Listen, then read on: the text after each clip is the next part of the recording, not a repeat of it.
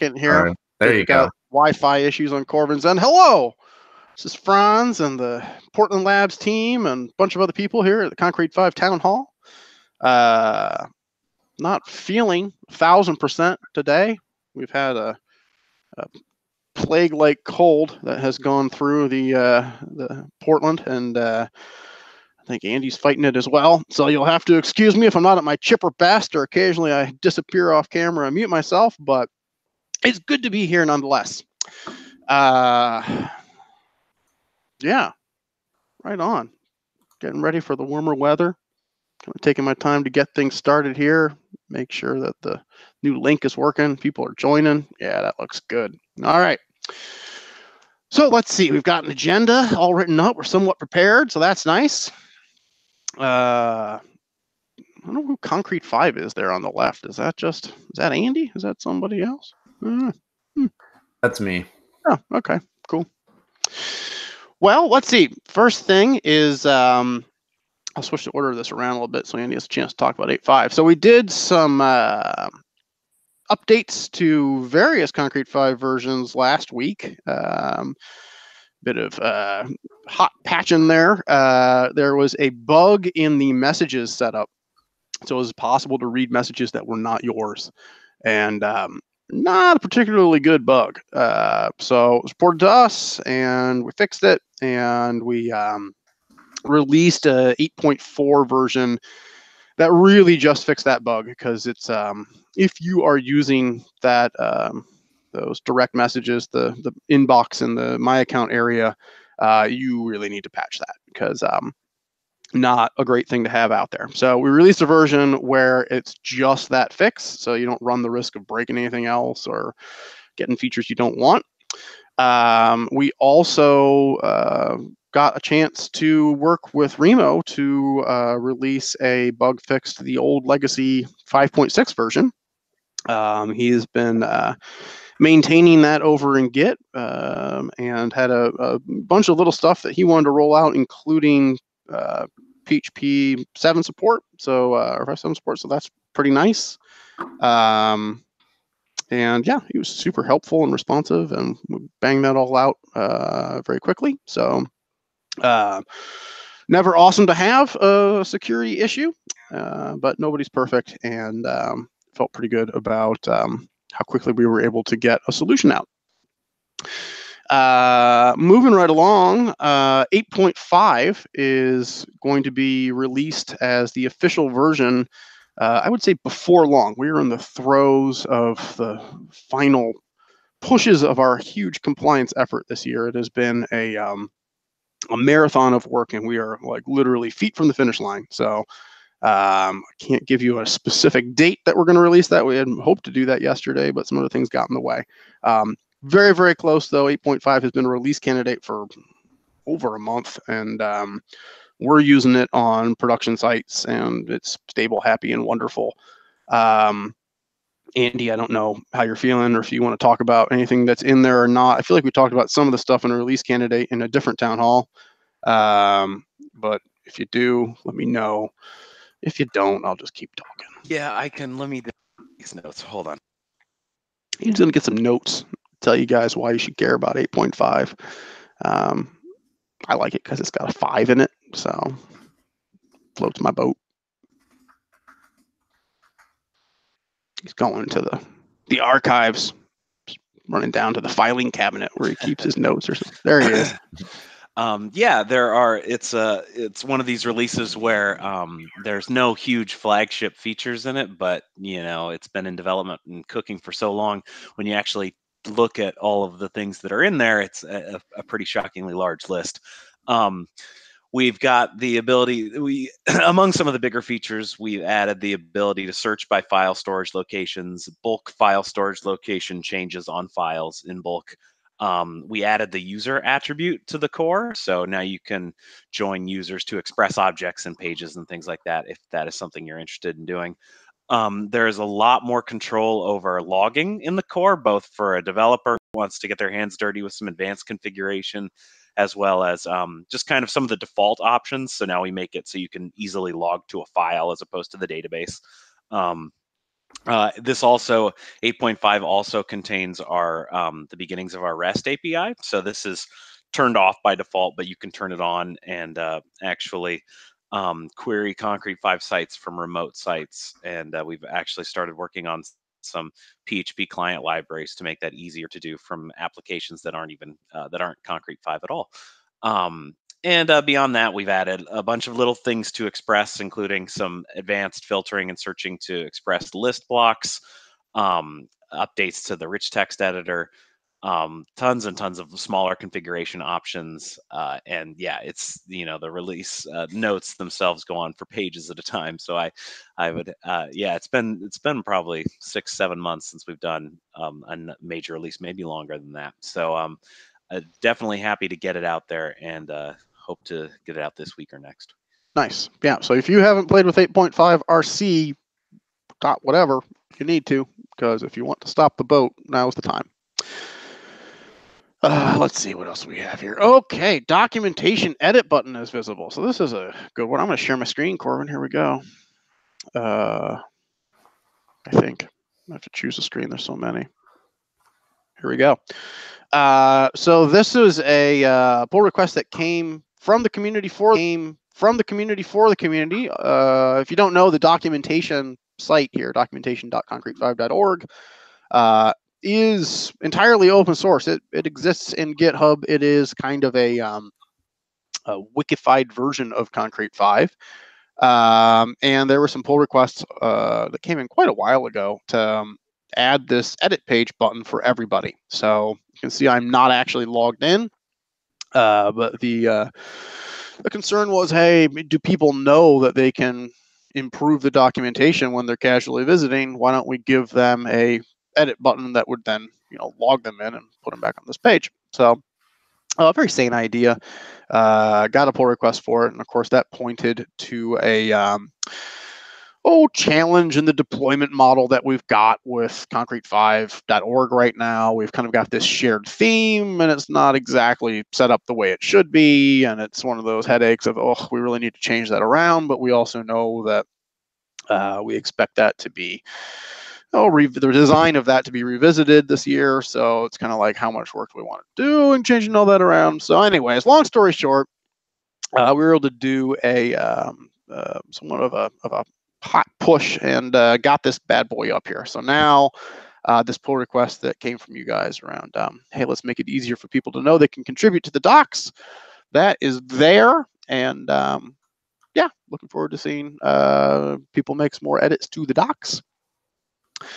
Let's see. Do we want to talk about what's next on this agenda? I'm gonna stop sharing my screen. Karma points. Yeah. So Mike Larson has been doing some research and asking questions. He's got a survey out that he's been waiting for results and kind of aggregating them and doing some thinking.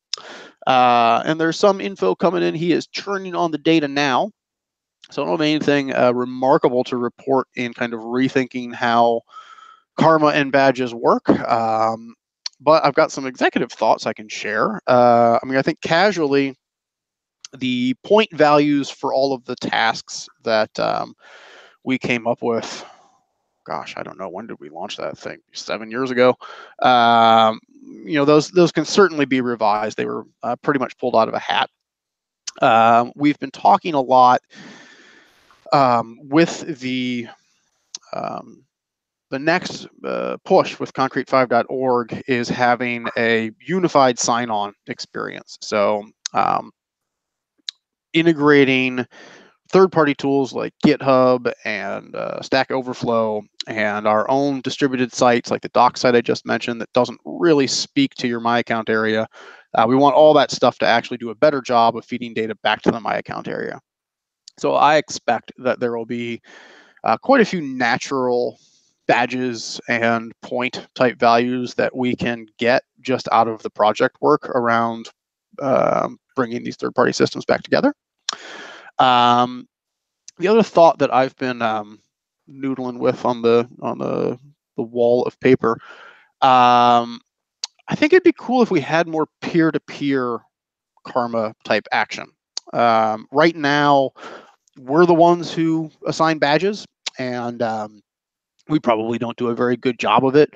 I think at some point we had like we could deputize some people and they could do it as well. But I know it's always been kind of a uh, like an admin sysop kind of function, and probably doesn't need to be. We could probably figure out a way, much like Reddit, where you could upvote other people's work. You could have some amount of things that you had the ability to give to other people. I think that'd be really cool. We've been thinking about the profiles and the sign up process, and really, I think selfishly from well, how do we match developers to prospective clients? Because we often will hear from people saying, "Hey, we need help," but the type of help they need can vary very across a wide spectrum. And so we've been thinking about kind of think of it almost as a project interview. Like, here's a bunch of questions around your project. Here's a bunch of questions around you as a developer or as a shop, and seeing if we can find an intersection between them. And it seems like a natural extension of that would be to give reviews in some capacity, or to be able to give endorsements, maybe is a better way to think of it.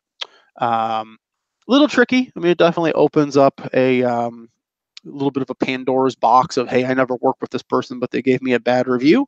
But one way, or even a positive review, one way I think might be interesting to solve that is to keep things focused on the positive. So I was always impressed with, I wasn't very impressed with LinkedIn, but one thing that I think that they did well is when you give a reference on LinkedIn, you are asked to, you're given a list of things like, this person was super punctual and super affordable and did great work and was fun to work with, and they're all phrased in the positive, but you're only allowed to pick 3. You can't say, hey, this person is just perfect in every way. You have to choose kind of where their strengths are. And obviously, the more, if someone's shopping around for talent that meets their needs, they're going to be able to find someone that fits their project and personality, based on focusing around those strengths more than giving people a forum to gripe. Certainly, if we've learned nothing from running the marketplace, we've certainly learned that there's somebody out there for every idea, and we want to be very thoughtful about creating a forum where people can just randomly gripe against your user account.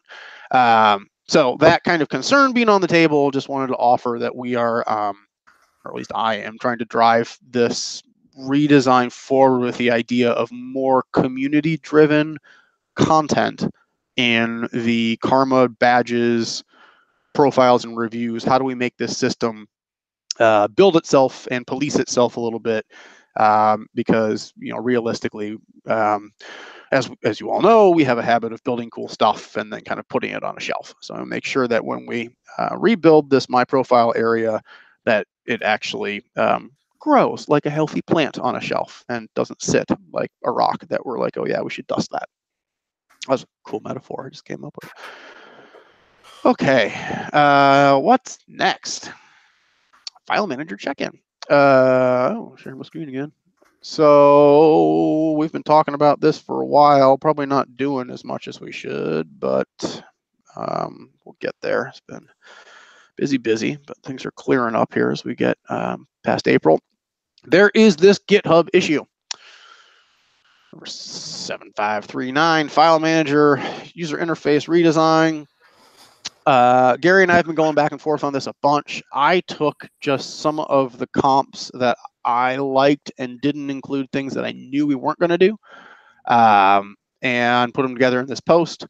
I think this, as I've mentioned in these meetings before, like the key big differentiator here is we're actually going to have a detail page for every file record and have this little expanding guy. Brilliantly, I managed to, in this post, not include any comps that actually had a paging interface, which is, as Andy points out later in this thread, hilarious, because when we did the kind of survey of what people wanted out of the file manager rethink, like that was by miles the most requested feature. In fact, pretty much it was like, if you would just give us paging and get out of our way, we would be happy again. So hilarity, we do have paging in one of these comps. It just had some menu on it that I didn't like, so I didn't post it. Gary's going to get in here and start posting more detail to this thing, so this thread will continue to grow. As that happens, bear in mind there may be any number of things that we're not going to do, or it's comps. It's a squishy process, but yes, we get it. There should be paging in there. Also, as Andy points out, this is quickly becoming larger than, hey, we're just going to tweak the file manager around. Really like this new flavor and think that there's a lot of value in making our dashboard pages have some more room to breathe and more inline help. But it really does beg a, hey, we should probably rethink the dashboard as a whole. And or not, maybe that's too strong of a word. Not the core bones of it, but the skin of it, and definitely how you get up and down and through it, which is painful right now. That strikes us as very likely a version 9 rollout, just because it's going to touch a lot of stuff. And adding paging to the file manager is actually a pull request that does it. It's, as Andy says, not perfect, but it's sure better than nothing. So we're planning to do some basic paging in 8.6. And we would love to see some more back and forth in this thread, and there'll probably be some more threads in GitHub as we start touching other dashboard pages and all that. All right, I'm going to stop sharing my screen for a moment. Now is the time where we do some community callouts and thank folks who have been helping. Maybe we can start with talking about Slack and the Karma Point drawings. Mike Larson, do you have anything to share? Yeah, can you hear me now? Yes, we can. Okay, good. Sometimes my microphone doesn't work very well. Yeah, so I'm going to share a spreadsheet in the Slack channel here, which I think I've set to public, so I guess I'll hear really rapidly if no one can see it. This is the, I want to first of all thank everyone for taking the time to give us your feedback on the PowerPoint system. I did have to kind of reach out to some individuals because the response rate was a little low. I think a lot of people originally saw it and thought about it, and then kind of forgot about it and assumed that they had given their feedback when actually they hadn't. So I reached out to a few people, and we've got a reasonable number of responses now that we can make some conclusions. So this is just, the results were kind of all over the place. So I normalized the responses based on a 10,000, I should say 10,000, not 1,000, based on a 10,000 maximum, and took an average and then compared it with the original ones. You can see there's quite a bit of difference in what people feel is worth karma points and how many versus what's currently there. This chart doesn't encapsulate all of the great notes and comments that people gave, making some very valid points of how some people can intentionally or unintentionally game the system, or sort of the unintended consequences of assigning points to anything as you sort of guarantee that certain things will be disincentivized. So this isn't final by any means. I just wanted to share with you the sort of current state of results. If anyone else has any sort of real strong feelings, feel free to fill out the form or contact me, and we can put your input in as well. But that's sort of the current state of affairs as far as the karma points go. Is there anything else you wanted me to talk about on that, Franz? I wanted you to thank people who have been helpful in Slack. Oh, okay. Yeah, sure. So kind of a tradition we've started here is to kind of have some call-outs in both the GitHub repository, and then also just in Slack, since that's where a lot of the community discussions take place. They also take place in the community forums, of course. But usually I just go through and make a list of kind of everyone I've seen who's helping out quite a bit, and I realized that just a long list of names isn't very helpful. So with the caveat that this is an even shorter and more incomplete list because there's so much going on in the channels, I picked out a few that also I could talk about what they were actually helping with, because I'm always amazed at how many different problems come up and how easy, not really how easily, but how quickly people jump in and try to tackle the problems. So I've been practicing this name. I hope I get it correct this time. Kahoya. Was helping a community member install the community store and understand how to set up the permissions. And as someone who's been working with those lately, I totally understand how such a powerful system can become really complicated and confusing. I also spent quite a while trying to set those up recently, so thanks a lot for that. A name I haven't seen very often, which seems to be popping up just sort of out of the blue, which was kind of nice, is Huntman_Ashley.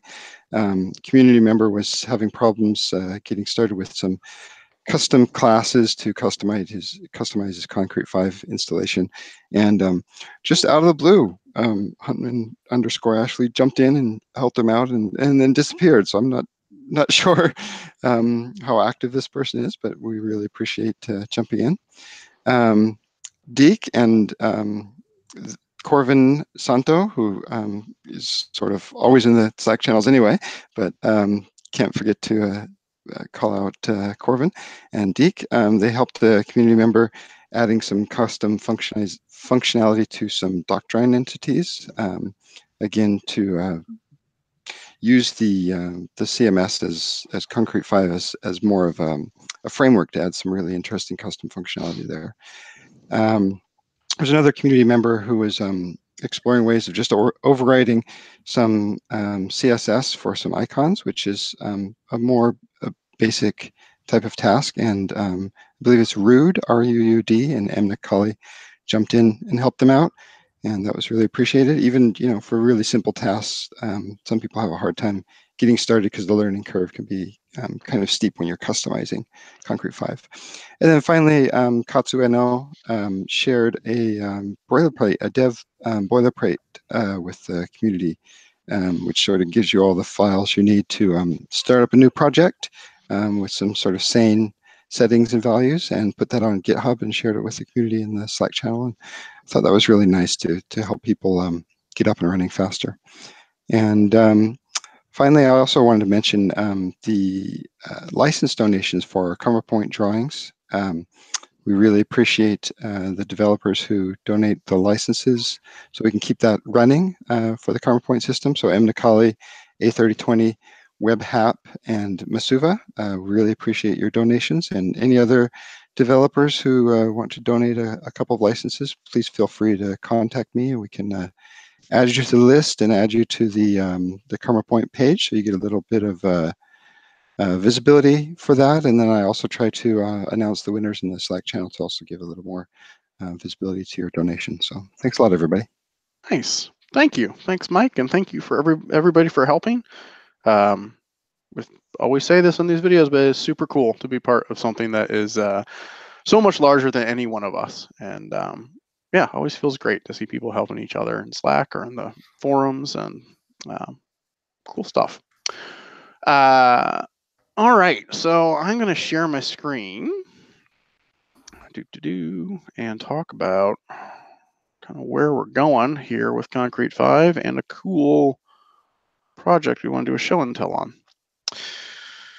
Okay, so I've mentioned in the last couple of these town halls that we've been doing some analytics on our own data about kind of who really is our customer, and asked you guys last month to reach out with stories and kind of who you're building for, and this is not a new topic, just really where is the sweet spot for concrete5. It's interesting, when we were casually looking at data from marketplace sales, I feel like in one of these town halls I reported that the ratio of purchases had changed from mostly site builders towards site owners over time.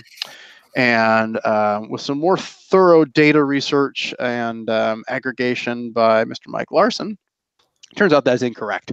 It's interesting how, depending on the questions that you ask and the data set that you actually look at, you can get really different answers. But once we actually sat down and we weren't just looking at first purchases, but we were looking at total purchases against an account, and took the time to clean up our data and aggregate it properly, it became clear that, in fact, the ratio has been reasonably consistent, and if anything, kind of moves a little bit more towards site builders over time. About 25% of our audience self-identify as, I run a single website, I'm kind of a content person, I just need a website. And about 75% of the folks who are buying things, which again is not by any stretch of the imagination the extent of who concrete5 is for, but it's a metric we can look at. About 75% of that audience self-identify as builders who are making multiple sites or more complex sites, or whatever. You've seen that question in your sign up form, so this is how that breaks down. So that's pretty interesting to me. It does confirm more of what my instincts have told me over the years, that as the web has changed under us, and the proliferation of very affordable, easy to use builder apps, software as a service apps, has kind of gone out there, that it makes sense that something like concrete5, which is, after all, named after a building material and has a fair amount of powerful features under the hood, is in fact being used to make more complex sites by folks who make sites for a living. And that fits well with our sweet spot as well, and kind of our what we are able to serve well as a small group, and our own personal experiences. So that is the direction that we're going to continue to focus as we look at redesigning and creating new repositioning content for the marketing side of concrete5.org, and as we're making decisions around, well, hey, how can the My Account area work in profiles, and, well, great, how do I connect to people who can build with concrete5? Because the assumption should be that people are using concrete5 to build more complicated things than just your typical 12-page marketing site or a lightweight blog.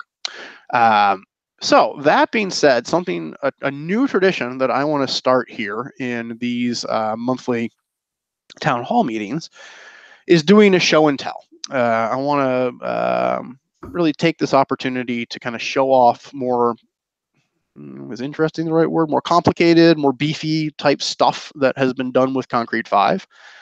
Whether we've done it or somebody else has, I think that I'd love to have somebody else doing a show and tell next month. I know personally I'm very interested in what people are doing with the community store, community commerce add-on. I know it's been in GitHub for a long time and is healthy, but I'd love to see somebody kind of take us through how that works and show it off. I know these videos stay out there on the web, and I've heard from all sorts of folks who watch them. So this is a pretty good forum to show off something more complicated that can be done with concrete5 that maybe other systems couldn't easily support. So in that spirit, we're still looking at my screen here, Corvin? Yes. Sweet. I'm going to show off this thing that we have launched for the Army. It's called Brand Central. It's a digital asset management system. It's built entirely with concrete5. And we're going to release this bad boy open source. We're going to, much like Core Commerce, we're going to stick it in GitHub. And, if you're a developer and you want to use this for something, that's great. If you want to contribute to it, that's great. If you just want to look at it as an example of how we approach problems, that's cool too. But yeah, it's not in there yet, but we made the decision yesterday that there's no reason that we shouldn't give this bad boy away. There's certainly any number of commercial digital asset management systems out there. We're not going to put a price tag on this, put it in the marketplace and compete in any kind of meaningful way. So better to share and enjoy. So digital asset management system, for those of you that don't know if that person even exists anymore, is just a way to keep track of a bunch of files, typically marketing assets. what we do here is, well, I guess I'll give you just a quick tour, and then I'll tell you how it works. If I search for nothing, I get back a list of stuff. So you can see some of them are photos, some of them are print assets. Some of them don't have thumbnails generated. This is a stage, so you'll have to forgive me if things don't work perfectly. If I go into one of these guys, what's really going on is there's a series of individual files. This one only has one, but you can have more than one file that is clumped together into what we call an asset. And so you might have a ping and an Illustrator file for something that's print ready, or you might clump a bunch of stuff together. But you have this kind of one-to-many relationship that you can use between files and assets. So first thing to keep in mind is this is not just the file manager. We thought about using thumbnails in the file manager because you can actually have kind of multiple thumbnails assigned to a single file in the file manager, but we didn't. This is all based on Express, and I'll show you a little bit of the back end there. But we call this an asset, we call this a file, and assets can appear in multiple collections. So here's a collection I made called Sunny Times with a bunch of pictures of alligators that I took from a bridge in Costa Rica. A collection, you can, I feel like this might be an older version, but you can download everything in a collection from one spot.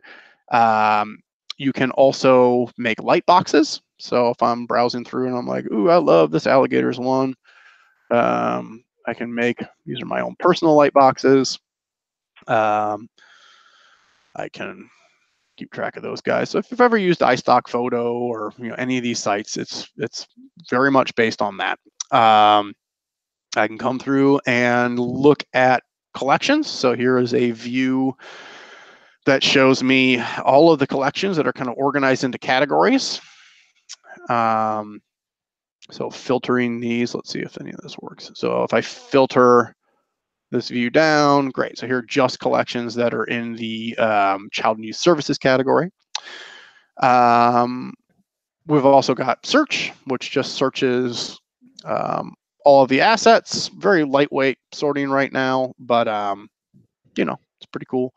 Let's see how out of date this stage is. We should be returning both. Yeah, we also return collections that might match your search results. So we're kind of searching the metadata on individual assets here, but we're also bringing back, hey, here's collections that we think match. And then, of course, the thing that is cool about a thing that is cool about concrete5 is you get a sexy to use content management system right in the box. So, well, that's interesting. So we kind of have like a little blog section over here where we can make pages and put content on them. We can go ahead and make lists of assets, but we can also where's that MWR page? We can do things that are much more kind of content focused, like this kind of stuff. We have found that any number of brands really do that. We once built a branding blog for Planned Parenthood. We once built one for Intuit. Like they'll have these functional digital asset management systems, but then they'll also want to create kind of like an interactive branding guidelines. Like I guess back in the day, I remember getting PDFs that were kind of like, these are our brand guidelines, you should follow them. And now, the stuff changes over time more. So the idea of putting together some rich content here of, hey, here's how you should use the logos and yada, yada, but then actually being able to link to that asset and have this in a full-on asset management system, right? Here's both files, a ping and an EPS, and it's a cool blending. So some stuff that is cool with this. If I want, I've already logged in, obviously. So if I want to add stuff, I've got this sexy interface. I believe is actually React based, isn't that right, Corbin? Or am I talking out my butt? That is find the mute button. Yeah, it's React. There you go. So look at that. all fancy and new and stuff. So yeah, we've got this page, and if I want to like just drag some images on there, I can do that. Eating up all the bandwidth. You can type assets. So this is just an attribute. So if you want to, whatever these kind of mean contextually to you, I'll show you in a second when we get into the Express. Like this stuff, you can just change over time. You can see we get to add it to a collection. I can make a new collection here if I just want to start typing. If I remember how to type, I feel great. All right. Yada yada, short description. No rocket science here. Let's create this asset. I could put a thumbnail in by hand if I want to. So this thing doesn't automatically generate thumbnails from PDFs or more complicated asset types yet. It does from images. You do have to hit upload first, so we might change that over time. But now if I go back in here and edit, one of the sexy things that we did here, challenge with these systems is you get a lot of content and it's really hard to find anything, and it's really only as good as the metadata that you put in it. So we've actually integrated with Google Cloud image search here, and you can send this image automatically to Google Cloud. It is creepily smart and pulls back all of these tags that it found in this image, and it's really smart to do a quick sanity check. Yeah, that's all stuff that I more or less believe is correct. And I've now I've got good meta tags, right? So is there any other? No, there's not going to be anything else in here, but this takes me to a search for stuff that's in there. We also have a bulk upload because you got to have good tools. Making stuff is tedious, so if we can make it easier for people to make stuff, that's cool. And so as this stuff is updating, I can be adding content. So much like when you upload something to YouTube, you don't have to wait for it to finish. And again, this is a crippled little stage, and I'm on Wi-Fi, so it's going to take a while for this to happen. But you get the idea. I can go through here and change this stuff out. I can also add it to collections. I should be able to add it to multiple collections if I want. I can manually add tags. Come on, big money. We can do it. Come on. There we go. Oh, I messed it up. Chunky. There we go. Let's do that. And I can also send these guys to Google to do its magic tag stuff. And say, great, all right, I want to make and upload all of these images at once, and I've tagged them, and that's nice. So pretty cool. Let's see, the other part I'll show you on the front end before we kind of get into the Express part of it. This stuff is all configurable, as you would expect. So pop this guy in edit mode, and this is actually, as you can tell, using Express. So we're looking for the collections entity, we're bringing back stuff, and then we're putting a custom template on it to do what we want there. So you can start to do things, and certainly during this project, we did a fair amount of kind of changing around, like, all right, like on the live site, there's a logos section, there's a photos section, and kind of changing around how you bring back that content just by flipping some switches on attributes was tremendously valuable for us, because it really took me back to like the very, very early Concrete days when we would be moving things around during sales calls, and people were like, oh my God, I can't believe it was that easy. Because there were definitely times where it's like, well, we think that we should put everything the opposite way than what we just decided last month. And it's like, oh, okay, click, and you're done.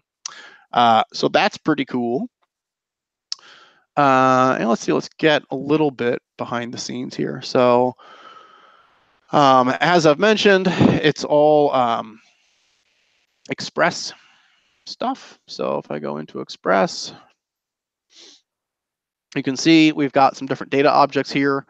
The asset files are those individual images or PDFs or anything. You can upload anything you want in there. They are grouped into assets. Light boxes are the kind of the personal, almost shopping carts of assets, if you will. And the collections are the kind of the content creator grouped ones. I forget what branding guidelines is for. That's weird that that's a data object. So if I go into any of these guys, you'll see it's very easy to extend. Like these are the form fields that you were looking at when I was adding an asset. And if I decide that, like, look, for what I'm doing on this site, like they don't care about photos, logos, and videos. They care about some other type of thing. Maybe they want a product, or I don't know, whatever floats your boat. You add an option here, and it's going to show up in that drop down list over there. So that is pretty cool. You can also see if this treats me well. If I come into these guys, you should be able to see I can get into actual list. Yep. So here are all of the collections that have been made, and so on and so forth. So all built on top of Express, fully functional digital asset management system, being used in live production environment by the Army. Haven't shown you anything that I shouldn't have shown you. You can actually, they have this all publicly viewable. You just have to log in before you can download anything. So that's a thing that the system will do as well. You can give people a taste, and if they want the assets, they have to make an account, and there's an approval process for that. Yeah, pretty cool. So on the roadmap for this bad boy, couple of any number of little feature improvements. We're going to be working on more search filtering and making that a little bit more powerful. We're going to be working on a different view for results. So right now we've got losing my voice here. Right now we kind of have a fixed grid, and we just adjust the padding to deal with responsive. So here I'll see. You never know how well this is going to work on the screen share, but if I do this kind of thing, these thumbnails kind of move around and the padding shifts. So it is mobile friendly because, hey, mobile first. It's not, you do get this weird padding. So depending on kind of the different sizes of thumbnails that you might upload, because everything has its own unique little aspect ratio, it kind of moves around a bit. So, the other way you can solve that is to kind of have a fixed height, but let them stack up however wide they want. So I think we'll probably be doing a view like that. The real big thing that is on the roadmap, and again, I don't have a deadline for, but I know it's on our to-do list eventually, is to make it so this guy can feed its assets to other concrete5 sites through the file manager. So right now, when I upload these assets, they are they are in the system, but it's not remarkably easy for me to then use one of these assets from the file manager, right? Like they all go into this incoming directory, and then we move them into folders. So they do exist in here, but one of the things that we want to be able to do is from the file manager of any connected concrete5 site, be able to speak to an instance of this digital asset management system and say, okay, let me search stuff that has been made there so I can use it on this, seemingly unrelated sitelet. So connecting those guys is kind of the big challenge on our roadmap, and will happen eventually. So that's what we're doing. And yeah, any questions, Corbin, on that while I still have it up? On this, I don't think I saw any questions on this specifically. I saw a couple of notes. John the Fish mentioned that he's had a couple projects in the past that would benefit from this.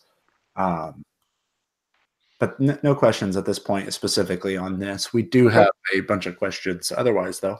All right. Well, yeah, as I mentioned before, we're going to pack this bad boy up, stick it in GitHub.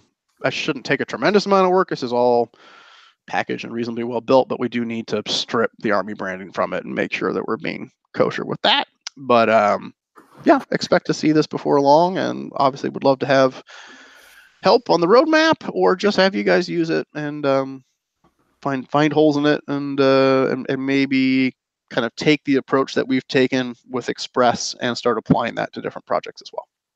So that being said, I will stop sharing my screen and let you drive the Q&A portion of our show. Oh, last comment I'll make is it'd be really cool if a month from now we had another show and tell like this of something that maybe we didn't build, but somebody else built. So I'll leave that in your capable hands, Mike Larson and Corvin, to see if you can figure out. Cool. So we've got a couple questions here. The first one is going to be for Andy. This comes from Katz, and he's asking about a specific issue that they have opened. I guess Derek had opened it. Asking about our plans for version 9 in terms of JavaScript and CSS. So the first half of this, for version 9, have we put thinking into the JavaScript framework? And if we have, are we going to choose one of these three options? Are we going to replace jQuery and rely on component libraries? Are we going to strip jQuery out and replace it with native JavaScript? Or are we going to stick with the status quo? What do you think, Andy? As of right now, we definitely don't have any hard and fast plans to change what we have in that regard. We have already experimented with some client libraries like Vue for certain components in the core. There's a certain attraction to being able to say that we remove dependencies on jQuery, but by the same token, we certainly seem to have no trouble integrating 1,000 other dependencies for any number of other language features. So it seems a little strange to remove one of the ones that has historically been the most useful just because it's no longer in vogue. But no, we don't have any current plans on switching away from that. Nothing to say that won't change, but I don't know. We're currently evaluating front end frameworks for continued development of themes and core user interfaces like the dashboard, and many of them still rely on jQuery. So that's interesting. But this is certainly something that we can continue to talk about. Also, this actually, no time like the present, might as well just transition in. So Franz, with his file manager talk, we were talking about how it's a fairly large overhaul of the file manager, at least from a visual sense, that we were kind of kicking around. And that's going to have to slot into the dashboard as well. And we're also talking about ditching PHP before 7.2 in version 9. And these are all pretty big changes. And there's going to be an upgrade path, and it's not going to be like 5.7 was, but version 9 is going to be a pretty big deal. And interestingly enough, it turns out that there's a number of pull requests that have been that already look good, just haven't been moved into 8.5 that we're currently targeting for 8.6, and we are also actually moving up our plan, much like we did with the API, moving up our plans for multi-site because it actually is done and working privately and doesn't, other than moving it into the core, it's pretty tested and works well for real sites that are using it. So and it doesn't require PHP 7. So we are actually planning on breaking out some of the more tangible features that don't require bigger architectural changes, whether they're front end or back end, and moving them into 8.6 as opposed to keeping them to version 9. So we want to take our time with version 9. We want to make good decisions that solidify concrete5 for the next 5 years, and we don't want to. We want to make informed choices. So no reason to make features that already work perfectly well that we're going to need in sites sooner rather than later, and need the public to play with. So this actually makes a lot of sense that we're gonna take our time with version 9, but that means that certain things we promised in it are going to come to you sooner in versions that are not as groundbreaking. So just another thing to think about. Yeah, the only thing I would add to that is I would love to see a heated debate around the best grid framework these days. Is that Bootstrap 4? Like, what is the vogue in grid frameworks? Without taking, we're getting to the end of our time here, so I don't want to go too far off of the rails, but there's been some thoughts around, while concrete5 will always let you build a theme of any type, and I used to say, look, if you want to make a layout with tables, you can still put a block area inside your tables. More power to you. It would be awfully handy if there was a default theme that had a grid framework that we could all depend on. So there's been some kind of debate and talk around, well, what if instead of having Elemental, which is kind of this, it's kind of nothing to anybody, right? It's half kind of a hello world theme, half like this is your marketing site. You just have to replace this info. What if we had a really flexible grid framework that add-on developers could kind of depend on being there if you were using it, and we could kind of make that default building experience a little more graceful. So if there is kind of, if there would be some heated debate around, is it Bootstrap 4 or is there something better that agencies would like to hear? Oh yeah, this works really well with blah blah blah blah. Now would be a great time for that discussion to happen. Yeah, totally. On the original question, the JavaScript framework, one of the things that was mentioned in Derek's issue was that I had said that we're likely to go with React. That is something that I had thought and put out there, but it's not anything that is a decision. Right now, the core has a component library integrated, sort of. It's the Vue component library, and we use it for the avatar picker right now. But we've been using, like you saw with the Brand Central, we've been using React quite a lot internally. And we've liked that. So, and given that it's got a much larger ecosystem, that's at least what I will be arguing for. So that's where we're at with that. The next half of Kat's question was sort of answered. He's asking about CSS libraries, and he's being a little more specific, asking if we have considered using Tailwind. If you don't mind, I'll answer that a little bit. I can tell you that we have not. Tailwind. Have we heard of it? Tailwind. The answer is no. Tailwind is something that I have used in the past, but it isn't something that we've considered integrating into the core, just because we're pretty Bootstrap centric right now. And as you heard from Franz, like, our focus right now is not on the status of CSS libraries and what the best of the best is. So if you have good reasons to go with Tailwind, I would recommend opening an issue and kind of laying those out for us, because I've seen it and used it a little bit, but I don't think I've seen anything that would make me want to switch to it. So that'd be a great thing to open an issue for. So the next thing is from John the Fish. He was asking about Mike's data, and he was asking if this data is seasonal. It looked at, on that chart that I think Franz showed, it looked like those peaks and valleys might have been on a standard interval. Do you want to speak to that, Mike? Oh no, Mike dropped off. We'll never know. Well, Mike said, in the channel, Mike had said that he noticed that there was always a peak in January of every year in terms of sites checking in for upgrades. I'm not sure what Mike would say that he got out of that data, but those are the words that I did hear him say. I mean, I know I can tell you from my experience, December is always slow. I